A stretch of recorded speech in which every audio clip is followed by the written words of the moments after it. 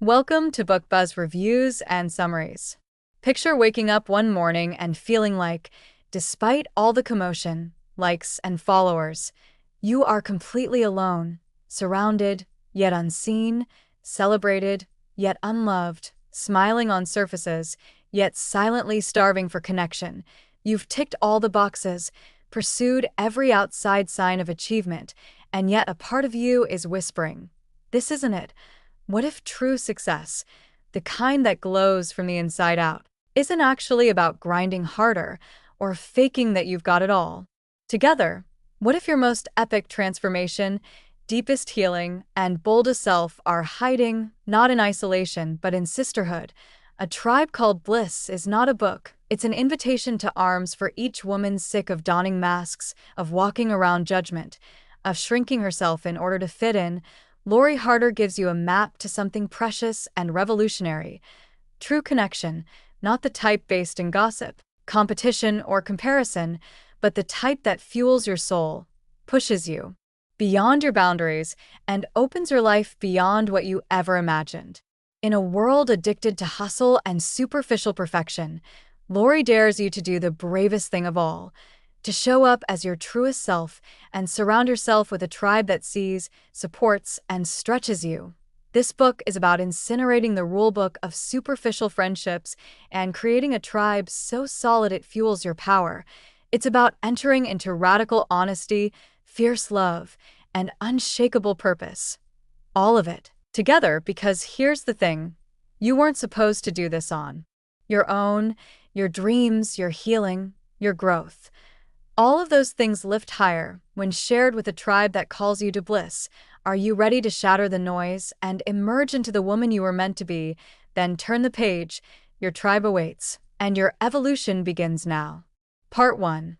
Breaking Through the Barriers, the Foundation of Bliss. Chapter 1. The Illusion of Connection. Lori begins with a naked truth. We're more connected than ever before, but lonelier than we've ever been. Social media makes us think we're close, but the majority of our relationships are superficial. We're living among people, but malnourished for meaningful connection. Lots of us are trapped in stale friendships that don't grow, held together by guilt, convenience, or fear of being alone. She looks back at her own history, growing up in a disciplinarian religious household where she was made to feel bad and silent. Those early hurts defined for her what connection and self-worth were. She shares how so many of us wear masks, concealing who we are simply to belong. The cost, emotional depletion, anxiety, unfulfillment, key insight. First, however, we have to confront the emotional armor we've become accustomed to wearing in order to find our true tribe. Chapter 2. The Bliss Blockers. Lori recognizes what she refers to as bliss blockers, those quiet inner saboteurs that prevent us from attaining our potential or drawing the type of significant connections we desire. They are shame, the sense that you are inherently deficient; comparison, the pitfall of basing your value on other people's highlight reels; guilt, the burden of not meeting other people's expectations; isolation, the self-destructive tendency to pull away when we need it most. She breaks down how these blockers are usually based on memories, socialization, or worn-out stories. If left unresolved, they become a prison, holding us in toxic friendships, stuck patterns, and sabotaging thought patterns. Through authentic storytelling, Lori invites readers to identify these blockers. She provides actionable exercises to identify the stories we've told ourselves and how to break them. Key message: you can't build new connections on old wounds. First, heal, then attract. Chapter 3. Releasing the Old Tribe. This chapter might sting. Lori urges us to look at the friendships we have outgrown. She's speaking to the guilt we feel when we think about leaving behind individuals we've known for years but who no longer nurture our growth. It's not being judgmental, it's about choosing you. You are not leaving them behind. You are responding to your soul's call. Lori also shares her own heartache of letting go of relationships that no longer served her. But out of that loss came clarity, space, and, ultimately, her tribe. She suggests journaling questions such as, who do I feel drained around? Who do I feel completely seen and safe with? What am I afraid may happen if I step away? Key insight. In order to create your future tribe, you have to be able to let go of your past one. Chapter 4. Rewiring Your Inner World. Connection begins within. Lori says your tribe reflects your vibe. If your inner voice is based on fear, judgment, and self-doubt, you'll bring that into relationship. She presents powerful mindset techniques such as affirmations that disable fear, swapping "I'm not enough" with "I am worthy of" deep connection, visualization rituals, visualization of your future tribe, how they make you feel, how you interact, how you grow together, forgiveness practices, particularly forgiving yourself for settling, for hiding, for waiting. This chapter is an emotional detox. It's about clearing up who you are becoming so that you can begin calling in people who vibrate at that frequency with you. Key reminder: you cannot attract what you don't believe you deserve. Chapter 5. The Power of Intention. Lori transitions from clearing the old to deliberately creating the new. She invites readers to make deliberate intentions regarding the type of tribe they wish to create. This is not wishful thinking. It's intentional creation. She asks, do you want a tribe that's centered around health, business, creativity, spiritual growth? How frequently will you meet? What type of energy will you bring? Are you willing to be radically honest, vulnerable, and generous in those relationships? She encourages us to be the friend we desire to have. It all starts with showing up, completely, in truth, and reliably. Key takeaway: your future tribe awaits. But first, you need to call them in with clarity and courage. Part 2. Building Your Bliss Tribe. The Art of Conscious Connection. Chapter 6. The Blueprint of a Bliss Tribe. Lori begins this chapter with a fundamental belief. You don't stumble into your dream tribe. You build it. She introduces the concept of an intentional tribe, a curated community of women dedicated to one another's growth, truth, and epiphanies. Unlike normal friendships, a Bliss tribe is formed on purpose and in presence. It's not convenience or gossip. It's elevation. The Bliss tribe is created to hold vulnerability space, challenge one another with kindness, celebrate every iteration of your growth. Lori invites the reader to break free from waiting for fairy tale friendships and begin to build them with intent and love. Key insight: tribes aren't discovered, they're created. Chapter 7. The 7 Sacred Agreements. This is the essence of tribe building. Lori presents 7 agreements that need to be the building blocks of your tribe. These are not lighthearted vows. They are vows of safety, expansion, and profound change. 1. Be truthful and transparent. No pretending, no masks. Be your entire self. 2. Celebrate all wins. Comparison is not welcome here. We honor each other without envy. 3. Respect confidentiality. What's said in the tribe remains in the tribe. Trust is non-negotiable. 4. Call out with compassion. Accountability is sacred. We lovingly call out, not judge. 5. Be fully present, no distractions. Phones away, hearts on. 6. Take radical responsibility, no victim stories. Everyone takes responsibility for their energy and growth. 7. Commit to consistency. Growth occurs through consistent connection. This is not a single event. Lori deconstructs each one through stories and anecdotes, demonstrating how they build the container for magic. If followed, these agreements turn groups into sanctuaries of healing and empowerment. Key takeaway: rules don't limit connection, they protect it. Chapter 8. Creating Your Circle. Finally, the practical step. How do you actually create your tribe? Lori walks readers through how to select tribe members, seek women dedicated to expansion, authenticity, and uplift. Imperfection is okay. How many members? Optimal number is 4 to 7. Small enough for intimacy, large enough for variety. Where to find them? From yoga studios to book clubs to social media. Open your eyes to like-minded souls. How to invite them? Use Lori's sample invitations that are heartfelt and clear. Invite others into a shared vision of mutual growth. She also addresses the fear of rejection. Her message: rejection doesn't mean you're unworthy. It just means you're being redirected to your real people. Key insight: creating your tribe starts with one brave invitation. Chapter 9. Rituals for deep connection. Now that your tribe is established, how do you make the meetings significant? Lori provides rituals that transform your meetings from social gatherings to sacred circles. These are opening grounding ritual. Start each meeting with a breath and intention moment. Hot seat sharing. One individual gets deep while the others hold space with no interruptions or advice unless asked for. Weekly challenges. Establish personal growth objectives and check in every week for accountability. The celebration round. Close out each meeting by acknowledging one thing about each member. She emphasizes that these rituals establish rhythm and reverence. They serve as a reminder to tribe members that they are not only coming to discuss, but to change. Key reminder. In consistency and ritual, true growth takes hold. Chapter 10. Navigating the hard conversations. Even within conscious communities, there is conflict, Lori notes. Yet it is how we work with friction that makes the tribe strong.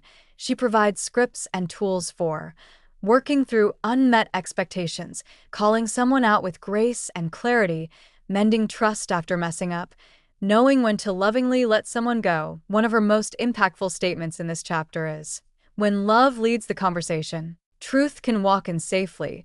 She reminds us that emotional maturity is the bridge. From discomfort to deeper connection. Key takeaway: conflicts are not the enemy, disconnection is. Part 3. Thriving in the tribe, becoming your authentic self among others. Chapter 11. Wearing the mask versus being the message. Lori begins this chapter by confronting an uncomfortable reality. Even in aware communities, we're tempted to leave the mask on because we fear rejection. We fear not being enough and not wise enough, spiritual enough, successful enough. She gives the inner struggle many women experience when attempting to offer a finished product of themselves and yearning for real connection. Lori feels a profound insight. When you wear the mask, you connect with people's masks, but when you show your truth, you connect with their hearts. She challenges readers to move from performance to presence, from concealing your struggles to embracing your story, from looking perfect to being real. Key insight: the more authentic you are, the more authentic connection you invite. Chapter 12. Breaking the chain of comparison. Comparison is one of the biggest foes of sisterhood, and Lori confronts it head-on. She describes how comparison can creep in subtly, even in the most supportive groups. She's advancing more quickly than me. She appears so self-assured. Why do I nevertheless struggle? I'm behind. These ideas can make us shrink, pull back, or quietly compete. Lori instructs that comparison survives only when we lose sight of our own way, timing, and reason. She introduces the idea of inspired comparison, using others' success as proof of what is possible for us, not as a cause to feel small. By meditative questions and mirror work, Lori moves readers to turn comparison into celebration. Key takeaway: the tribe does not grow when you shrink, it grows when you shine together. Chapter 13. Embracing vulnerability as power. In one of the most emotionally charged chapters, Lori discusses vulnerability as spiritual practice.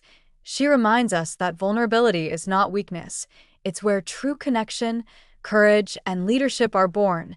She shares some of the most memorable moments from her own tribe gatherings when someone's authentic tears, naked fears, or unspoken struggles created breakthroughs not just for them, but for all present. Your wound is where your light enters. Your truth is someone else's permission. She provides realistic prompts to encourage readers to open up softly. What emotion am I afraid to express right now? What part of my journey still carries shame?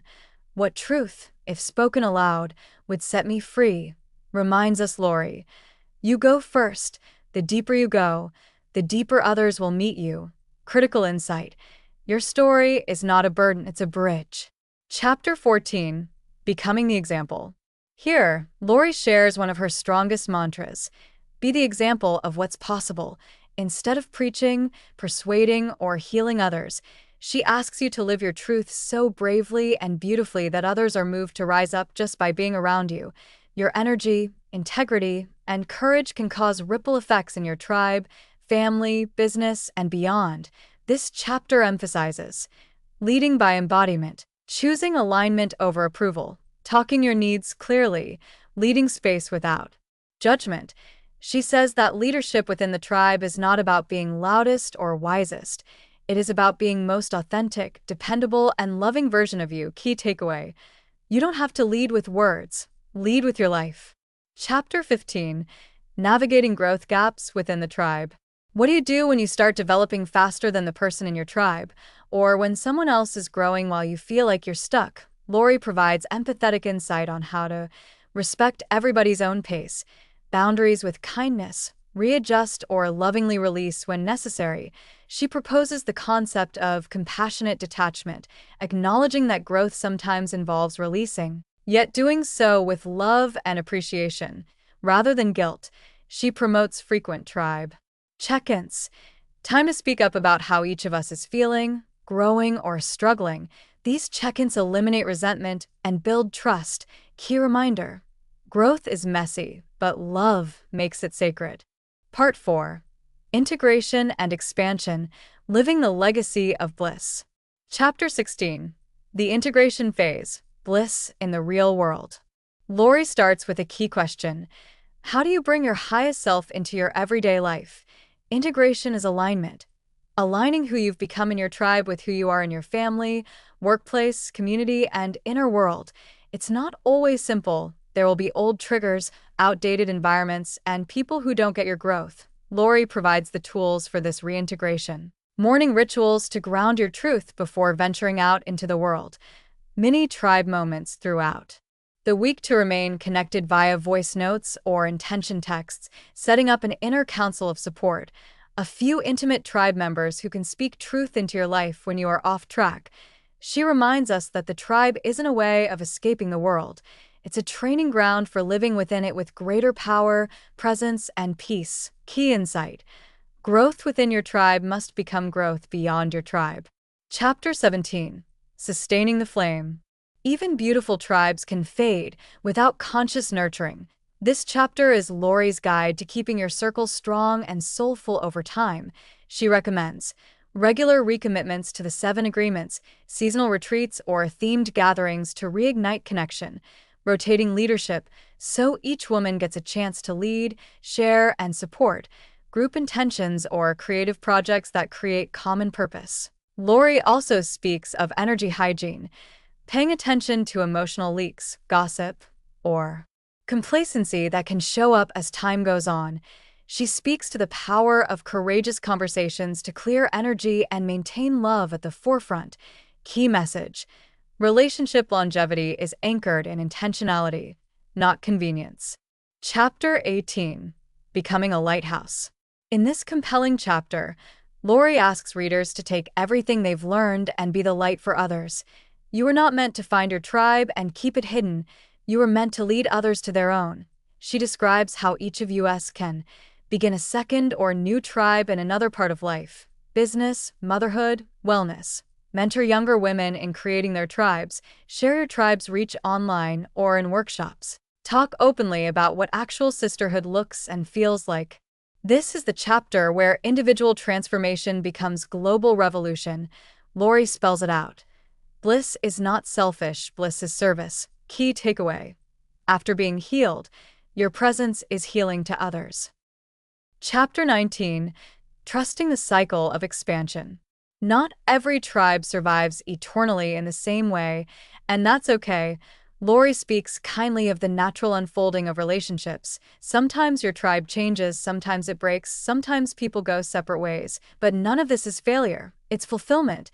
She reminds us to trust the rhythm of life and relationships, stay thankful for what was, even when it shifts, be open to new connections at every level of life. Respect your own continuing evolution and requirements, just as we outgrow shirts or attitudes, we can outgrow tribes. This doesn't erase the beauty. It just means the cycle is over. Key insight: each relationship is a season, let each one be holy. Chapter 20. Your Bliss Legacy. In the last, poignant chapter, Lori returns to her original intention: to assist women in realizing their highest potential through profound connection. She invites you, What type of legacy are you creating with your relationships? What will others recall about how you treated them? How will your willingness to connect profoundly empower the next generation?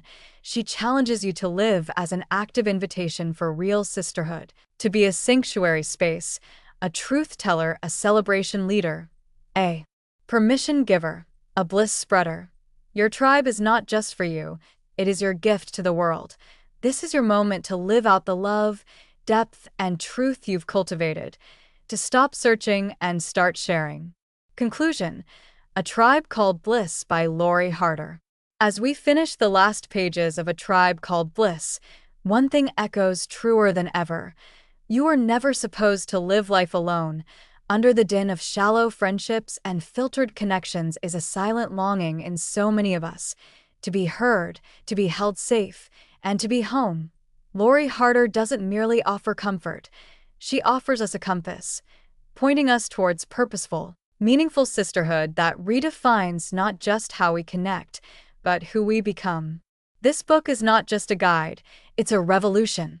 It invites you to move from isolation and into leadership, to leave waiting for perfect friendships behind and begin building them, drawing on deep, authentic truth instead of shame. Lori shows us that tribe building is less about the others and more about greeting yourself in your best self, vulnerable, strong, and unencumbered, and the true magic, when you get up. You invite others to rise with you when you allow your light to shine. It becomes a bonfire that others can warm themselves by. When you lead from the heart, you don't only transform your tribe, you change the world. So here's the invitation. Go construct that holy circle, speak your truth with no apologies, be the mirror, the map, the medicine, because you are not simply a seeker of connection. You are the spark of a movement. You are the tribe you've been waiting for. Now, let the bliss begin. Find out more by reading the book. Thanks for listening to BookBuzz Reviews and Summaries.